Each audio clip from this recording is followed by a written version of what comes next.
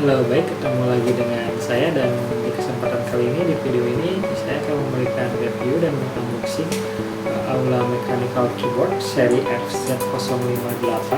Boxnya seperti ini. Untuk harga, ini saya beli di Aula Gaming Key Official di harga 350 ribuan. Dan untuk tampilan boxnya kurang lebih seperti ini. Tidak ada yang istimewa di sini, tapi di boxnya sudah kelihatan Aula memberikan fitur. Yang pertama, double knob design, double switch knob design, dimana knob ini bisa ganti-ganti mode ke mode gaming atau ke mode office. Ada 108 keys makro yang bisa di custom dan 22 lampu preset lampu yang bisa diganti. Oke, untuk tampilan keyboardnya kita lihat sekarang. Oke, untuk tampilan keyboardnya seperti ini. Ini udah RGB, tapi dia RGB-nya nggak bisa diganti-ganti warna, hanya ganti mode lightning-nya saja.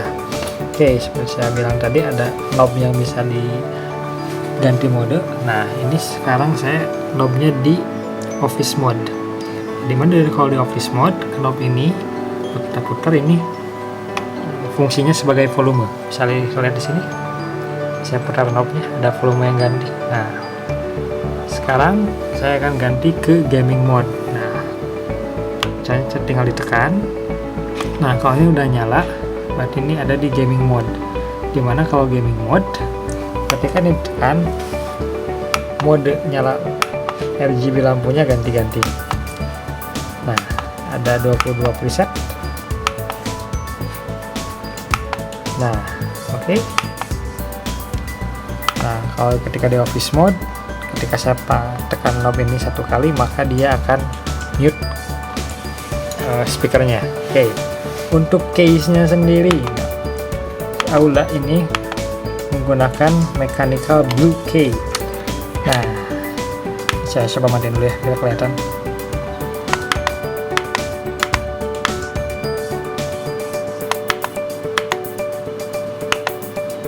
Nah,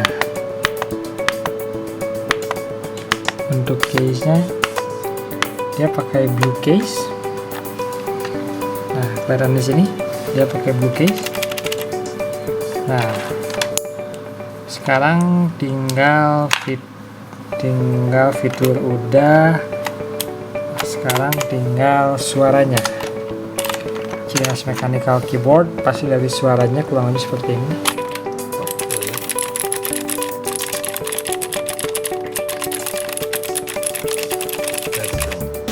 Untuk software, sayang sekali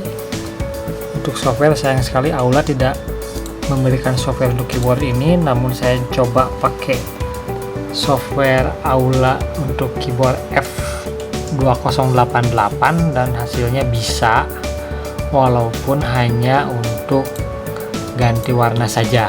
Contohnya seperti ini, supaya kelihatan.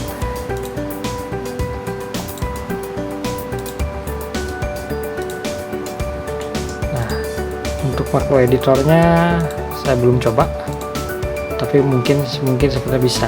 Oke. Untuk segi kenyamanan, entah kenapa pakai keyboard ini saya kalau ngetik masih suka tipu. Untuk mengetik sendiri saya lebih suka pakai keyboard yang ini, justru keyboard Lenovo X220, keyboard laptop. Untuk Aula, entah kenapa saya agak licin ya, agak kecil, pada keyboard ini full size. Jadi kalau untuk mengetik mah kalau saya sih nggak menyarankan ya. Saya lebih enak kalau buat gaming, ya mungkin beda lagi ya. Nah, oke. Mungkin sekian video review dari saya.